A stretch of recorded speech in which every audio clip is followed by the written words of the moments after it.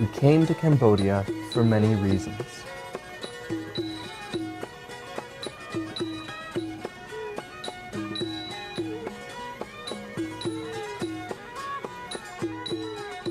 We came to learn about the culture,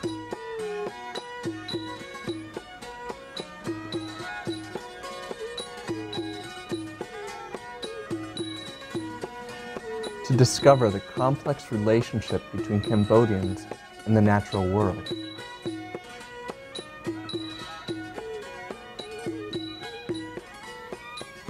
And to conduct baseline biodiversity surveys on 4 community forests.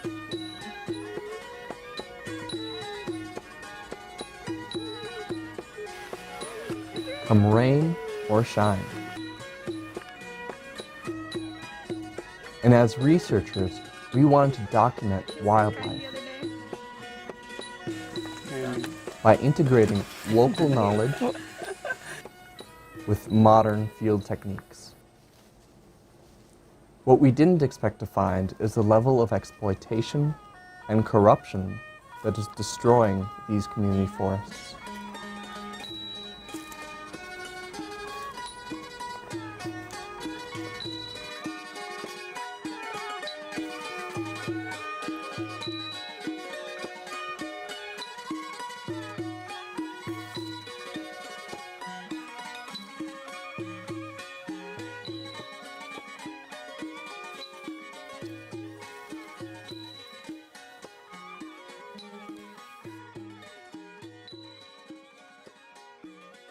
I go to Cambodia almost every year. I have been since 2007. And I've worked with Teachers Across Borders, which is an international NGO that deals with teacher training for Cambodians. And every time I'm there, I see things that are interesting to me, how Cambodians use pesticides, how they use it in paddies, rice paddies, which are aquatic ecosystems, problems that they have with deforestation, with biodiversity loss. You know, it's a biodiversity hotspot, that area of Southeast Asia. So for every bit of forest they lose, they're losing a lot more species than would occur in other places. So the thing that especially was interesting this time is the effort of one monk in particular, but also now other villages, to form their own community forests and to patrol those community forests, to prevent hunting if they can, to prevent illegal logging, to prevent illegal development of plantations for rubber plants, for other tree species that they're growing for agricultural purposes. And so that's pretty interesting. It's kind of a ground level, grassroots up effort to preserve their forests, which I think is particularly interesting. Prior to actually getting to Cambodia, our group had to write a research proposal to ASIANetwork, trying to request funding. The grant that we were applying for was from the Freeman Foundation, and while there we were going to plan on working with PACT, an organization that is trying to work on getting these forests carbon credit, so basically paying people to protect the forests by helping with these basic baseline biodiversity studies. It's kind of like one of the requirements to get the carbon credit, so we'd be helping move this process along. Well, after being on the plane for what seemed like an eternity, it was immediate culture shock. We were instantly sweating because the Cambodian heat and humidity is something that we've never experienced before. The biggest thing that was hard to get used to was probably transportation, because in Cambodia it does not feel like there's any laws regarding traffic at all. There's constantly cars just like whizzing by, and not even cars. In Cambodia they drive these little motorbikes, and for us to drive around, we basically hopped in these little things called tuk-tuks, which are basically a wagon or a trailer or whatever you want to call it, being carried by this little motorbike. So all 5 of us crammed into this tiny little space, having all these mopeds whiz by, and that was probably the hardest thing to get used to. But then afterward, after being there for however long, we got used to it, and it was kind of weird actually coming back to America where there's rules regarding transportation. In Cambodia, we are easily identifiable because, one, we're extremely tall, like taller than most of the local people. Our hair color is completely different. We have, according to children or other people, we look like ghosts or like monsters because we have pointy noses compared to them. We have pale skin, and basically we're frightening looking to some people. We learned that the word for foreigner is barang, and we definitely learned the meaning of being a barang in Cambodia, especially in rural areas where there probably are never white people. And I think Kelsey probably had the hardest time with this because of her blonde hair. I mean, we're constantly being stared at. It's like awkward and embarrassing, and you know that everything you do or say is going to be like commented on, and it's just this very interesting overall experience.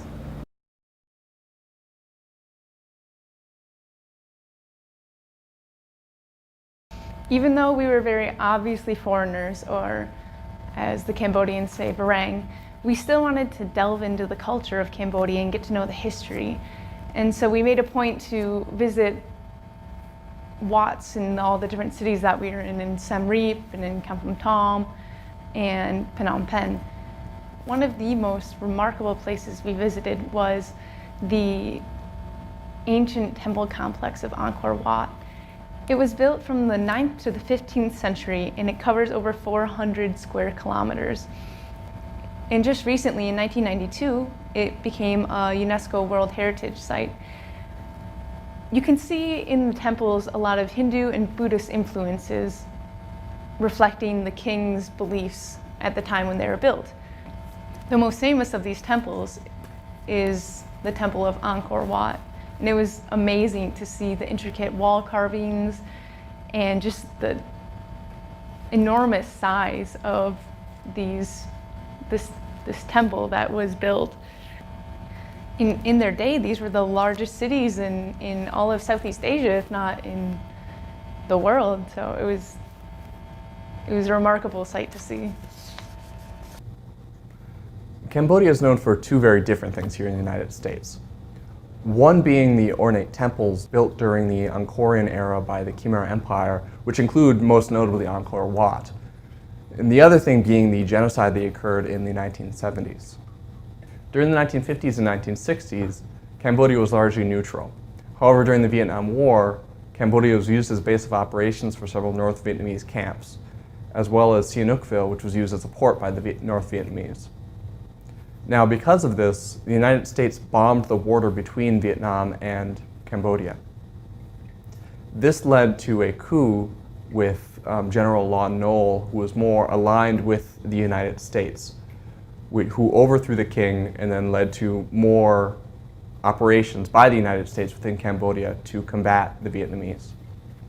Because of this conflict, an insurgent group called the Khmer Rouge, literally the Red Khmer, which was a communist organization led by French-educated Pol Pot, were able to largely take control of the country.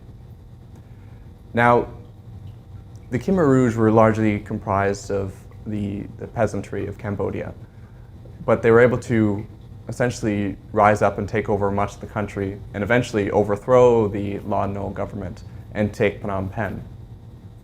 When Cambodia fell under the control of the Khmer Rouge, the new communist government, they liquidated cities by forcing people out of Phnom Penh, out of Siem Reap, out of these major urban areas, and essentially forced them out into the countryside. Now, all of these citizens from these urban areas had largely did not have any skills, any kind of agrarian skills. So this mass exodus from the cities, these people being forced into labor camps, into having to farm, there was mass starvation because these people did not have the adequate skills in order to do these things. So there was mass starvation, which led to deaths of a lot of people because of this act. But Pol Pot was trying to reorganize social structures based around a more agrarian society. But essentially, Pol Pot and the Khmer Rouge drove the country into the ground. There was a genocide of the Cham people, which is a Muslim group within Cambodia. Even Khmer Rouge, who had not rounded up enough people to execute, were then executed. So it was really a crazy time, a really paranoid time for the country, a chaotic time. When Vietnam invaded Cambodia around 1979, due to the border raids between the country, they installed the current Prime Minister, Hun Sen, who was actually in the past a leading official within the Khmer Rouge. When Vietnam took over Phnom Penh, the Khmer Rouge were essentially pushed out into Urumqi province. There are huge factions which were developing within the organization, splinters.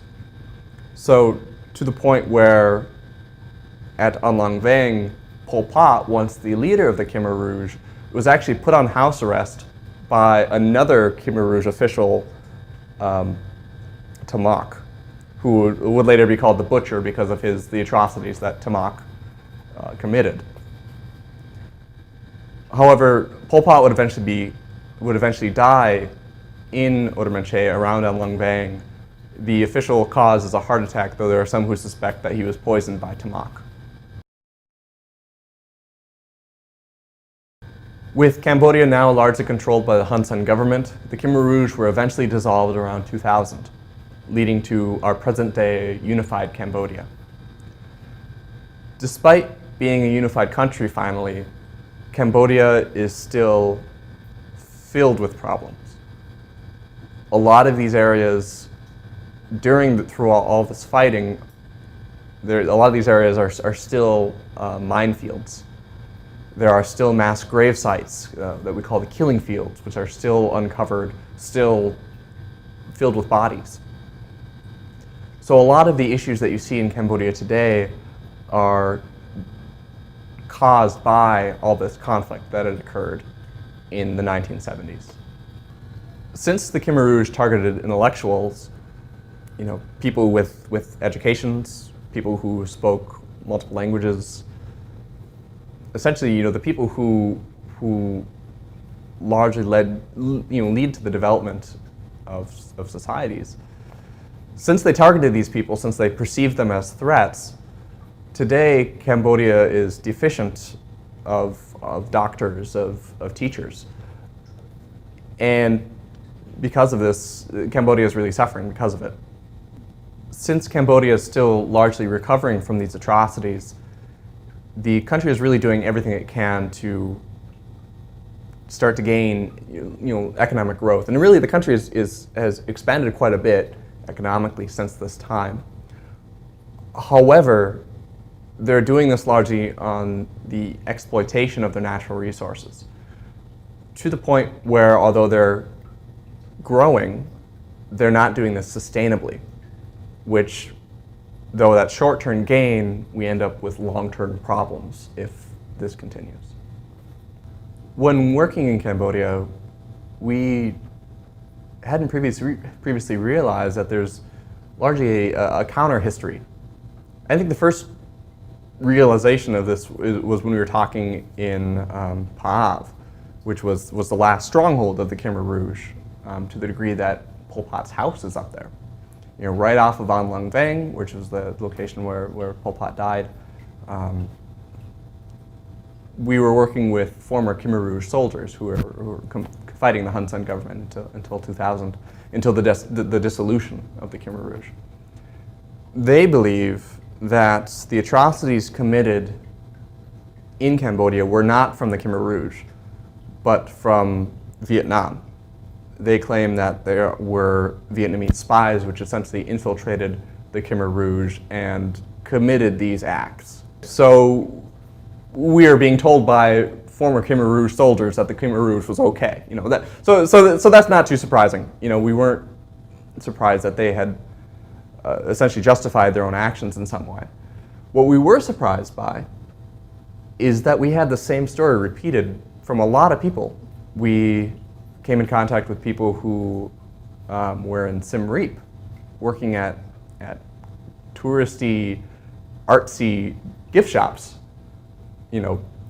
educated, fluent in English and all sorts of languages, who also supported, who were essentially Khmer Rouge sympathizers, which was strange. So their reasoning was that Vietnam had infiltrated the Khmer Rouge. They were the ones responsible for committing these atrocities, that Pol Pot, essentially his hands were clean.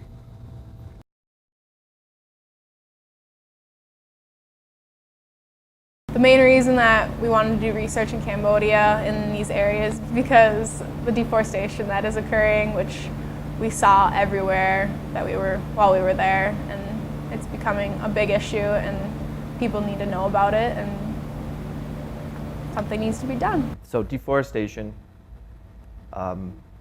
occurs when a forest is destroyed to the point that it can't regrow itself. So the most common way that it occurs is for agriculture, where farmers will, clear cut a forest, cut down every single tree and burn it where it lies, and then grow crops there until the soil is so used up nutrient-wise that it can't sustain any more crops.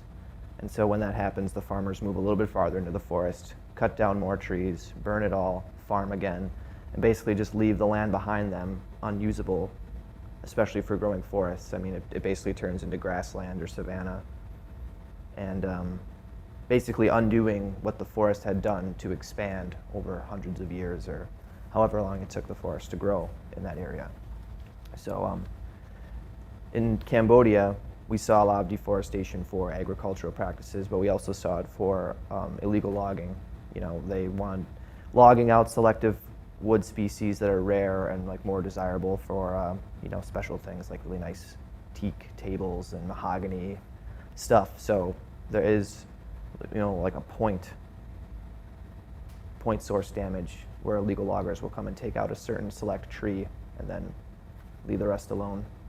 But most of the large deforestation areas in Cambodia we saw were for agricultural purposes, clear cutting. And that's bad locally in Cambodia because obviously the animals who live in a forest habitat can't survive or have trouble adapting to areas where forest has been cut down. It's also bad for a large population of Cambodians who live in the area because they do rely on forest services and products like sap. They harvest the sap by drilling a hole in the tree and setting fire to it.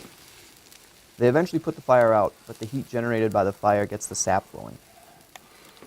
Once the sap flows and runs for a few days, it collects in the hole that they dug out, and they come back afterwards to harvest it. Now this seems like a devastating process for the tree, but these trees are handed down from generation to generation through these families, and the families only take as much sap from the trees as they need. It's a sustainable process, and the villagers know that. The community members also use the forest for food products, wood for burning for cooking, stuff like that, as well as medicinal plants.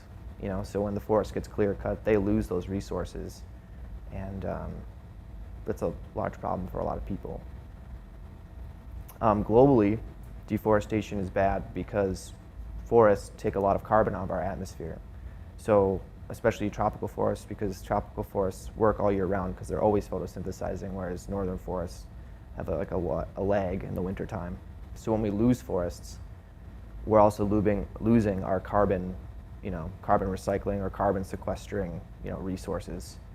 And it leads to soil erosion, which can have a negative human health issue when lakes or rivers get really silty and stuff like that, as well as some minerals that shouldn't be in large concentrations in our water are released when soil is eroded, as well as it plays a large role in our water table because trees, they respirate and release water into the atmosphere, and actually forests can generate their own storms and stuff like that. So when the forests are cut down, you kind of lose that, that cycle is damaged. Because of the damaged infrastructure from their last civil war, a lot of places, or almost all sectors of the Cambodian government are very corrupt, and their infrastructure is highly damaged by that. And so NGOs are kind of there to, pick up the pieces or pick up the slack where the government might be lacking. So there are hundreds of non-government organizations all over the world, and we worked with one called PACT. PACT's mission is to build empowered communities, effective governments, and responsible private industry, and give people opportunity for better lives. It's very broad, and PACT does other things besides work with the community forest members. They have several projects, but the way PACT is working with the community forest members in Cambodia is there is a global need for these forests. We are dealing with this, greenhouse gas issue, and forests being one of the ways we can mitigate that problem or climate change problems. We're trying to protect our forests from people like illegal loggers, poachers, people who would clear cut the forest. So there are displaced people in the forests who need it for agricultural purposes, but it's not theirs to take, it's the community's. So they can't just cut it all down. And so these community forest members who are working with PACT will go into the forest for a few days out of the month or maybe a few weeks, and they'll kind of just camp in there and basically monitor the area and make sure that no one's up to any mischief.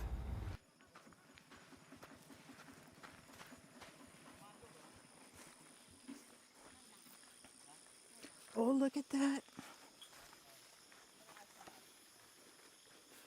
Yep.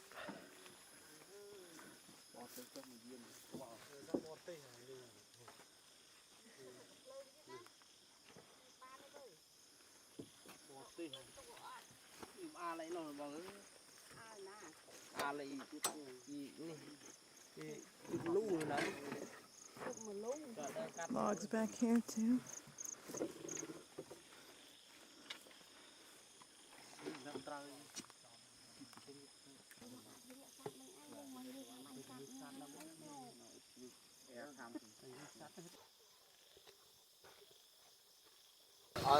We just came here and this evening, two tractor with full of luxury boat came by.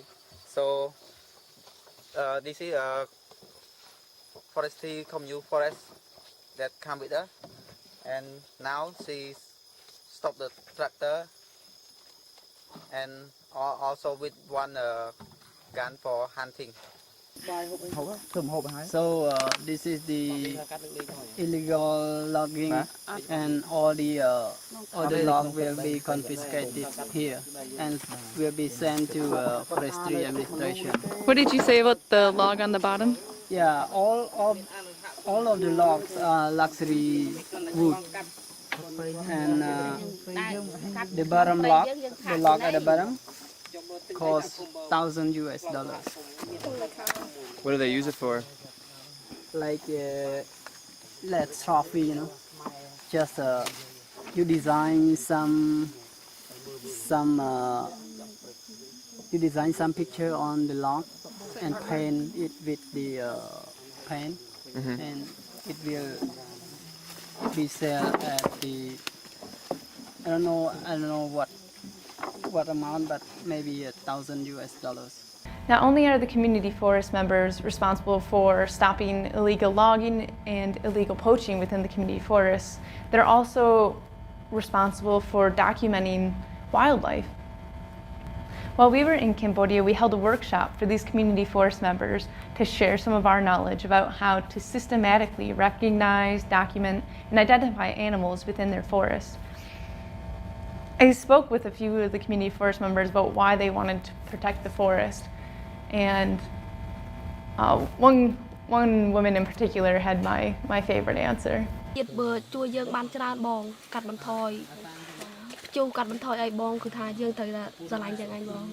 said not only forest, that natural biodiversity, forest, they can protect her from protect all living things like that. So she like to sell the forest. Yeah. Basically, these people want to protect the forests and the animals that live in the forest because they value life and they understand that the animals are a key part of the forest and that the forests are a key part of the country of Cambodia as a whole, as a natural resource for them. And any way that we can help these community forest members is great, because when they go out there, they're giving up time with their families. They're giving up time spent working in their rice paddies. And that means less food for their families, less money coming in for them, all to protect these forests. As our faculty advisor Deb said, these people are making a real sacrifice for conservation. You know, here we might write a check to an organization or, you know, do projects here and there, but these people are there every single day trying to protect their forests and trying to protect the resources that come from their forests.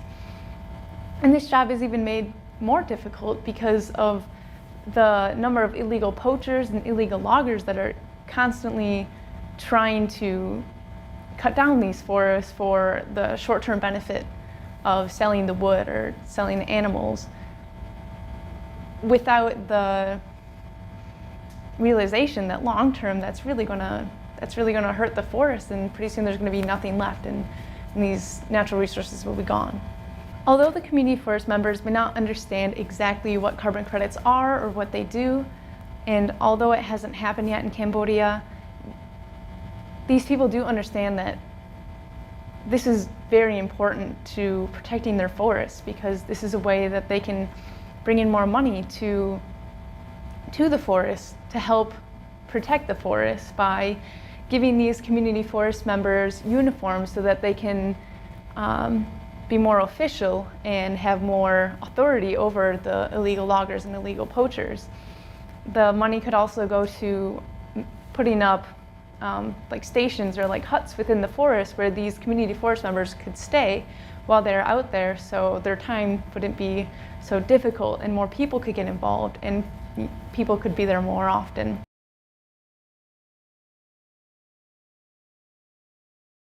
Now, a carbon credit is basically a symbol, or, well, literally it's a certificate, but it's a symbol. It symbolizes 1 ton of greenhouse gas emissions. We talk about CO2 a lot, but there are other greenhouse gases that count as carbon credits. Cambodia doesn't have a carbon credit system yet, but it's on its way to being instilled in their government, you know. It takes a while. What the forests are, that is where the carbon is actually getting sequestered. So Cambodia could look at their total forest resources and kind of go like, okay, we have so many square hectares of forest. That means that we have this many carbon credits that we can sell because our forests are taking greenhouse gases out of the atmosphere. And so let's say 100 square hectares would take 1 carbon credit or 1 ton of CO2 out of the atmosphere. They would say like, well, that hectare we can sell to someone and we'll preserve that forest, and that will be literally basically a forest that will stay there because it's taking greenhouse gases out of the atmosphere and someone is paying us to keep it that way. And so that's how Cambodia can kind of have like a renewable resource besides having like a renewable literal resource like trees and animals and stuff like that for tourism, whatever they want to do with it, but they can also turn it into money for having it suck carbon out of the atmosphere, which it would do anyways. So, you know, so there's hope, and that a carbon credit system would be implemented in Cambodia because that would really give them a lot of money. But a lot of people, I feel, won't really understand how corrupt it is there and how like it's like the Wild West, like there's no rules. So, you know, if someone had gone into Putnam Park and just started chopping down all these trees and be like, I'm going to grow whatever I want here, you know, the cops would show up or somebody. But in Cambodia, especially in these community forests, there really isn't anyone. I mean, there's the forest administration, but they kind of have their hands full. I'm not saying that like government workers there are lazy, but you kind of have to grease their palms a little bit for them to do anything. And so these people in the forest can't really be done for them, you know, if they don't have the money to go out and talk to these community forests or these forest administration people and be like, yeah, there's like 20 people living in the forest and they're cutting down all the trees. What are you going to do? So people just move into the forest because they have to, and then no one kicks them out because they don't want to and they really can't. And then the forest kind of just gets cut down and stuff like that. And then you have miscreants who go in there and shoot animals and cut down special trees for money and stuff like that. So it's a problem, and no one can really do anything about it.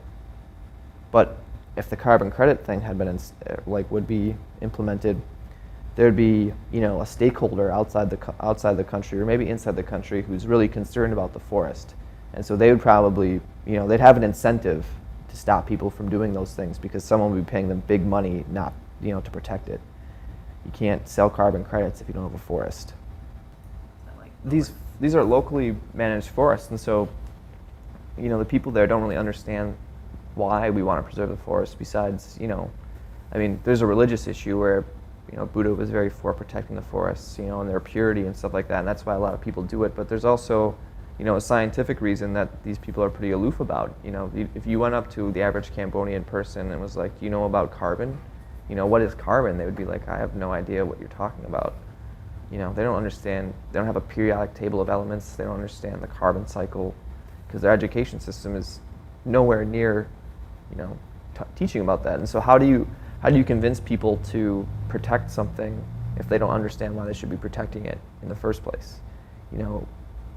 So educating people in Cambodia, in particular people who are protecting the forest, about why the forest is important is probably like the most important thing to do, so they actually want to do it. And if they realize that they're helping the planet by protecting their forest, that's huge. It's really important.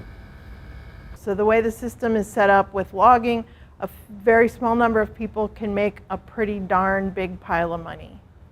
But what happens then is that the people who use the forest for subsistence, harvesting vegetables from the forest, fruits from the forest,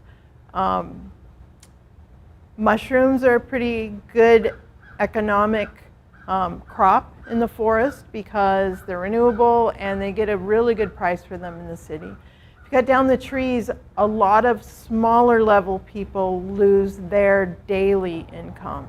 On a national scale, if the government would get their act together and do what they're supposed to do, sign documents that have been made for years just waiting for a signature, a lot of these smaller rural provincial areas would start to get their carbon credit money. So they could pay people to patrol and protect the forest. That would bring in more income for them. They would spend it locally, right? These people are not going on vacations to the Cayman Islands. They're buying food for their children, clothing for their children. So they would be spending it locally. So this would just add to the amount of money that's circulating in these local economies. Ever since the Pol Pot era, ever since the Cambodian Civil War, they've really had a decreased capacity, a lower capacity of Cambodians to deal with some of their own technological, scientific issues.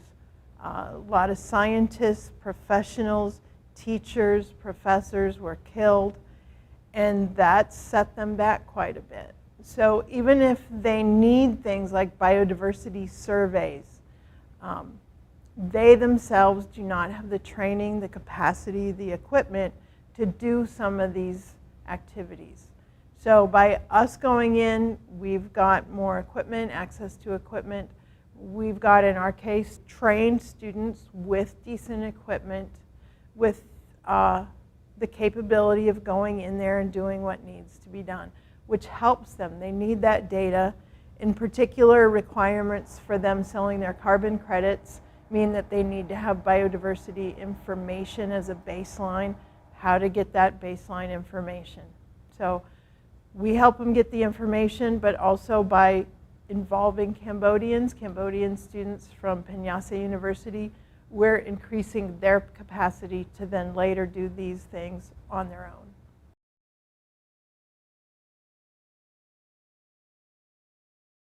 Before re-entering the forest each time, we were typically in Ong Long Vane, a little community in kind of the middle of nowhere, it feels like. Before basically going back in, we needed to restock on food. It was an interesting experience, to say the least. The food there, although fresh, is kind of just sitting out. I mean, there's not really refrigeration. There's not really, in our kind of term, sanitation there. Basically, there's live chickens getting ready to be butchered right in the middle of the market, and fish being cut up right in the middle of the market, and meat just lying around. And even though in our terms and our health standards, it's probably not like up to par, they're literally butchering chicken right there, so it's fresh. It's not being spoiled, I guess. It was definitely interesting and not something that we were used to. So going in the forest, it's not like a typical research journey where you're kind of like right next to a town. When we went in there, it's this probably 4-hour long drive basically to get in the forest. So whatever we need while we're there, we have to bring with us. And that means that all of the food has to be kept for an entire week out in the forest. And it means it's not refrigerated or kept. Our cook sometimes hung the meat in the trees, and it's an interesting experience. Our experience conducting research in Cambodia is a lot different than conducting research here in the States. For one thing, it was difficult just to get out to the community forest because of the lack of infrastructure. It would take us hours to drive into these community forests so that we could set up camp. And all we had were these tractors, but it's not like the John Deere tractors that we think of here in the States. It's basically an engine with wheels attached to it and carrying a wagon where we would put all of our equipment. We had tons of equipment because we needed all of it for our research, and we had to bring in enough food for the 5 of us. Our 2 translators, Pak and Visita, and a couple guides, like local experts from that forest that would be showing us around, and a cook. I think one of the most memorable crossings was we were driving on this muddy road of sorts, and we realized that the rain had come and washed out a huge segment of the road, so there's like this small river going through where we needed to cross. So we had to take the luggage out of the trailer and carry that across, and then unhook the trailer and then carry the motor across the river.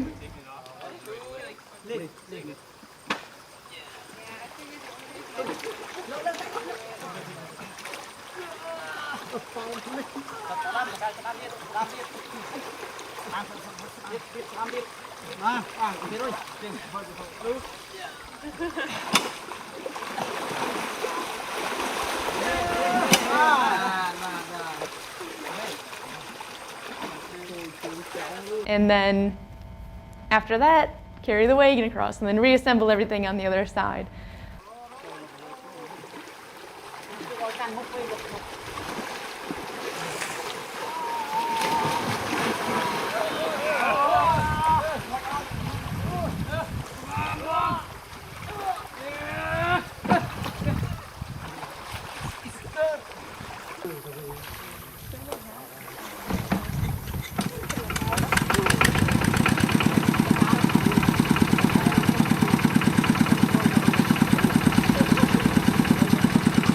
So we had some really, really memorable experiences just trying to get to and out of these community forests that we were surveying.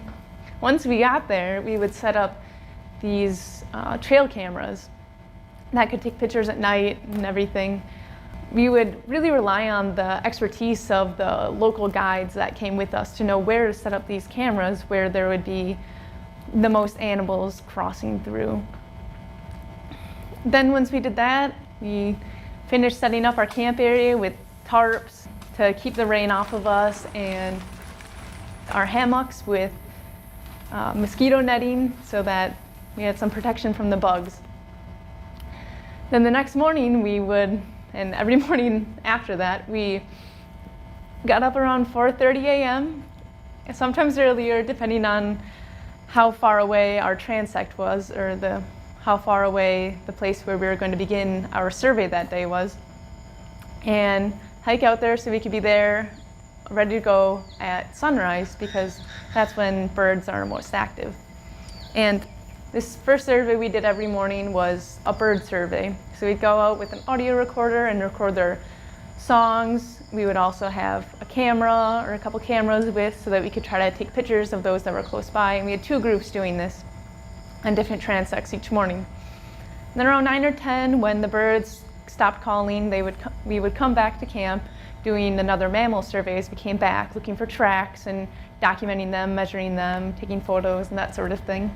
And then once we got back to camp, we were usually pretty exhausted because it's so warm there. I mean, you're constantly covered in a sheen of sweat, but around midday it just gets unbearable. So we would lie in our hammocks and read or write or talk to the local people about their expertise and what goes on in the forests and what they have problems with and what kind of animals they're used to seeing there. After a few hours rest and lunch, we would then head out again in the afternoon to do another birding survey around dusk when the birds again are fairly active. And then after this we would come back and get a good night's rest and do the whole thing over again in the morning. So it was quite the experience. I think we actually all enjoyed seeing so many sunrises and getting the chance to really feel like part of the forest, you know, by living there 24/7. Living in the forest allows us to document a variety of animals. We photographed and recorded hundreds of birds, and we are in the process of identifying them. So far, we've identified 70 bird species, but we are only halfway through processing our data, so there are more to come. We photographed and recorded around 20 mammals, including rare and endangered species like banteng and gaur. We also found a lot of interesting animals like mouse deer,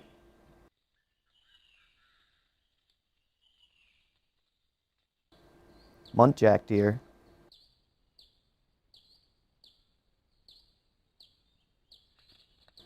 and even a leopard cat. We relied heavily on community forest members to find these animals so we could collect so much data. During our first week in Cambodia, we went to Kampong Thom and participated in this program called Teachers Across Borders. We visited a little rural school, kind of on the outskirts of Kampong Thom, and it was a school for less privileged children.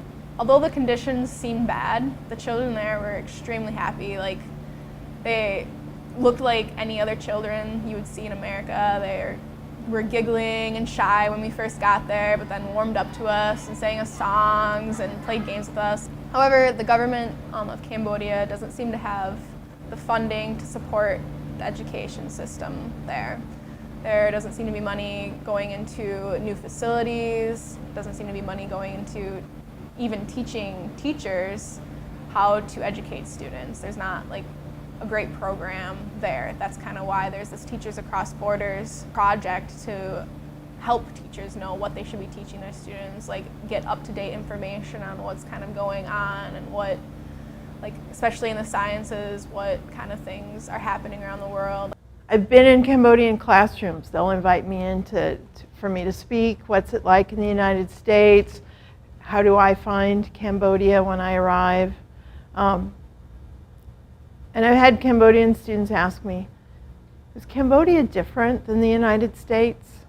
I mean, they really don't know how different we live from how they live, right? So I tell them, it is so different. And they'll say, what? What's different? Everything is different. Everything is different. So another reason why it's interesting to take Wisconsin students there, right? The level of education of people. We take it for granted that people above a certain age, like 7, can read.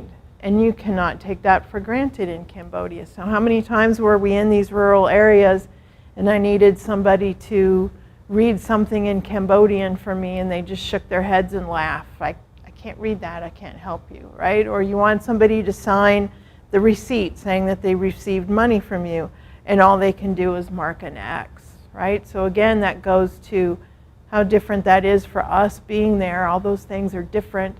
And then what is their capacity to manage these environmental problems on their own, right? Most people in rural areas can't even read, so they can't read about the problems with the deforestation. They have no understanding about the carbon issues that we just take for granted that people would understand. Very little expectation that female children will go as far as high school and certainly not beyond, right? More so in Phnom Penh, but once you leave Phnom Penh, the capital city, virtually no expectation that female children will go beyond any kind of high school education. Once you're outside of Phnom Penh, even in Phnom Penh for that matter, there are virtually no public libraries in Cambodia at all. None. Very few schools. If you look at all the schools across Cambodia, only a tiny fraction have any kind of a library whatsoever. So if you want to go look something up, if you want to read about something, learn about something, there is no place to go to do it. So you don't have access to online sources, you don't have the normal access to newspapers, news magazines, things of that sort. How can you be informed about these issues? How can you be informed about the place Cambodia holds in environmental issues? How can you be informed about what your government is or is not doing about it? There's very, very little chance that they're well educated. And if you're not well educated, you're not going to get upset about it. If you don't know what's going on, you can't get upset about what's going on. You can't lobby for different things to happen. So if you keep people illiterate, if you keep them uninformed, they are less likely to call into question your competence as a government. So that's probably a big issue in Cambodia as well. You know, there's so many people around the world. You know, going to Asia and just seeing how many people are there. It's like, how are we going to convince them to recycle stuff? You know, like, how are we just going to get the word out about, you know, we're pretty much we're planning into like a garbage hole.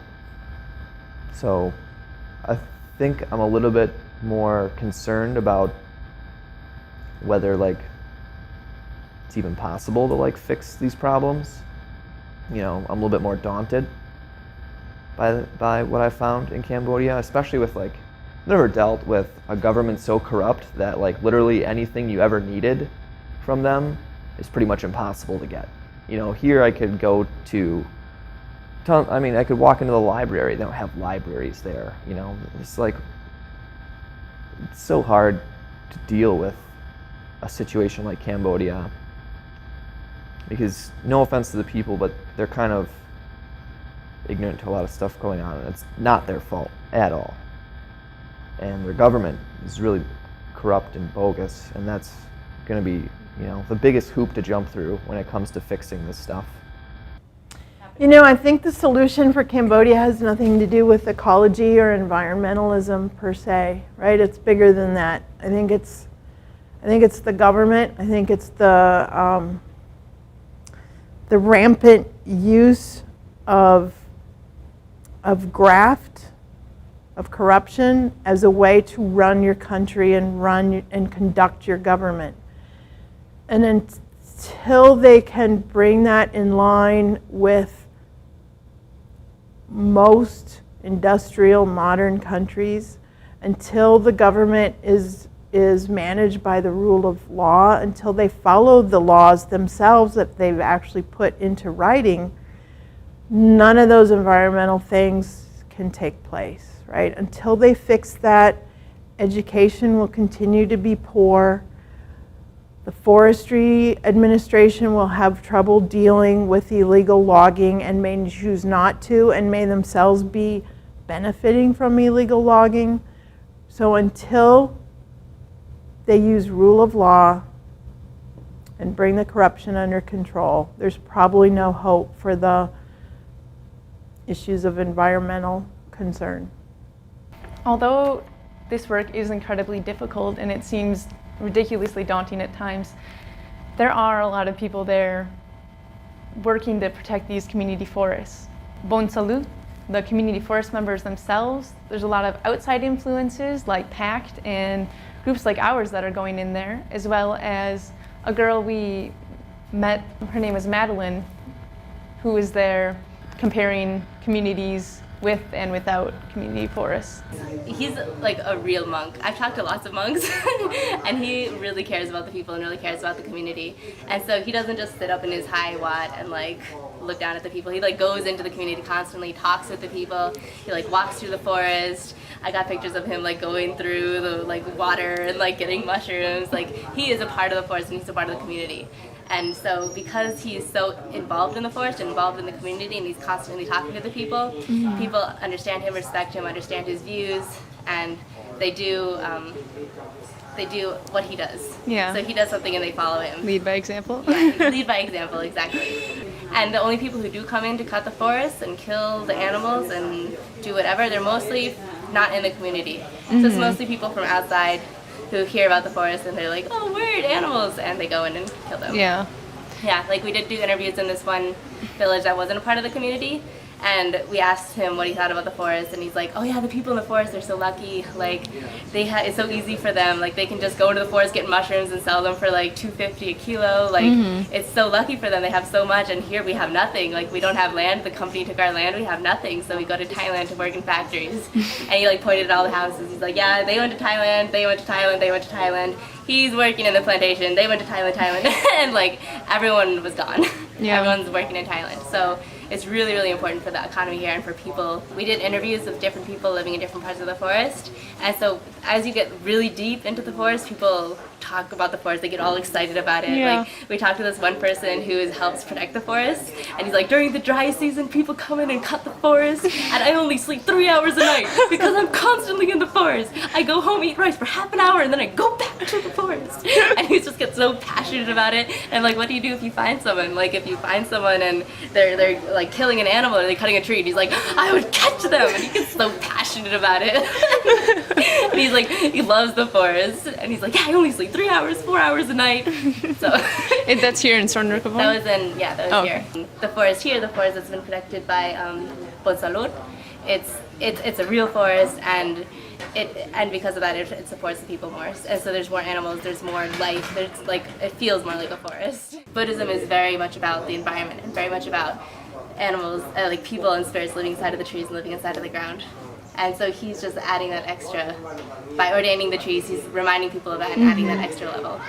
So they wrap the monk's robes around them and they do this ceremony that makes the trees a monk. So it sort of brings this extra spiritual value to the trees. And because Buddhism is such a huge part of the community and such a huge part of Cambodia, by ordaining the trees, it's just adding a new level of the forest is a spirit that should be protected, and by cutting the trees, you're cutting down like the soul of the Buddha, you're cutting down a monk, and like that adds an extra fear and an extra level of respect. So I wanted to come and like do preliminary research on it and eventually come back when I'm done with my bachelor's and master's to try to work with organizations to protect the forest and protect Cambodia's natural environment. Because it's so beautiful here, and it would kill me to see it turn into a barren wasteland with just plantations and nothing.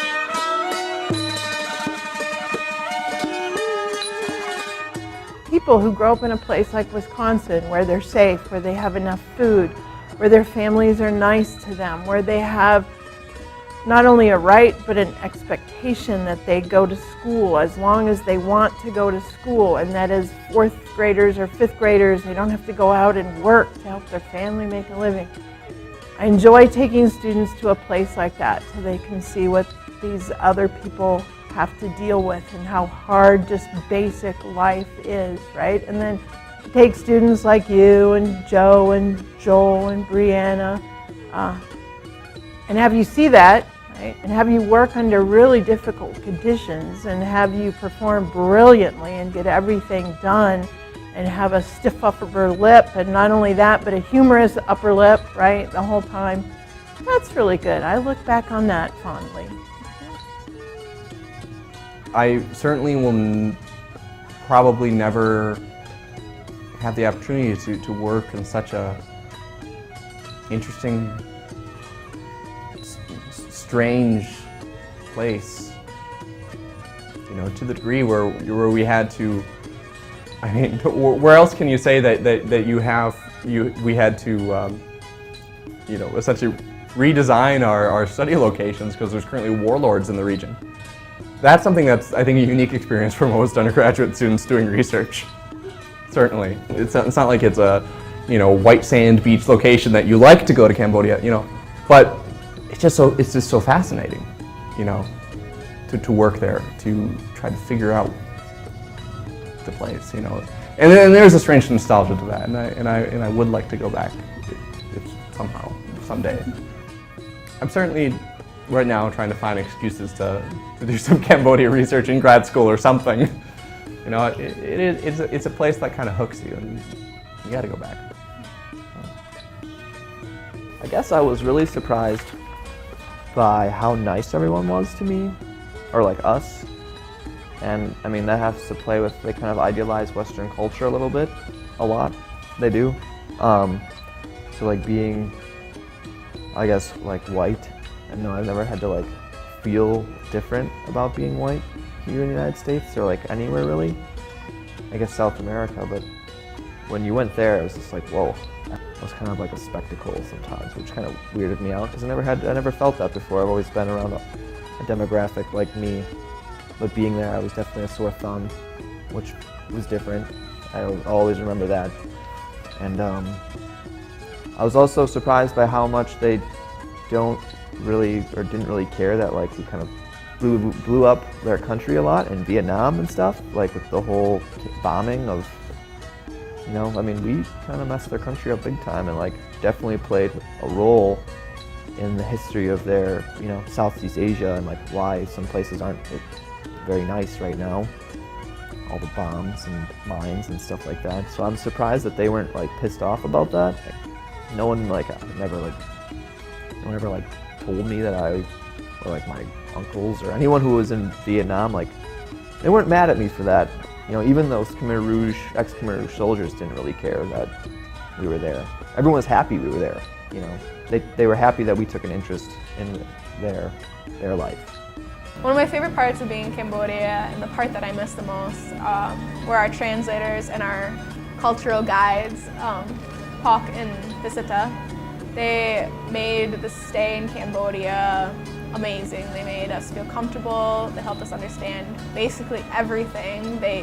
Honestly, without them, we would have been lost. We wouldn't have been able to buy food. We wouldn't have been able to even communicate with anybody because not only did they help us a lot, but they were hilarious. They made us feel like a part of the group, and I don't know, it was just really nice having them and playing games with them and talking to them. Without them, we wouldn't have understood to the extent that we do what was going on or really anything at all. We would have just had our own impressions or kind of what we knew prior to going there. Now we're back in the US and we're finally analyzing all of our data that we collected, which is exciting, but it's also it's a rough process just because there's so much of it, and it's difficult to go through all of these, probably 100 hours of bird calls.